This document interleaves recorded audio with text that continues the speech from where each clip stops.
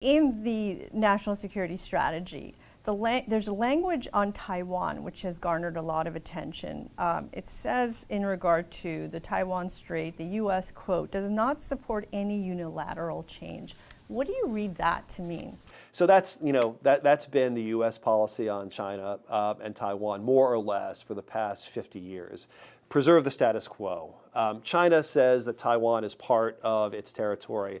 Taiwan doesn't see it the same way, obviously. So no unilateral changes. That means we would not support Taiwan declaring independence. And we certainly would take a dim view of China trying to change the status quo by mounting an invasion across the strait. So I think the U.S. policy on Taiwan has traditionally been trying to straddle a chasm between the People's Republic of China on the one hand and the Republic of China on the other, not perfectly satisfying either side. It seems like we're trying to maintain that balance right now and neither give Taiwan encouragement to do something rash and break off from mainland China, and certainly not giving ammunition to the Chinese Communist Party to do something even more rash and irresponsible and threaten Taiwan by force. So you do see it as somewhat of a warning to the Chinese government, Chinese Communist Party.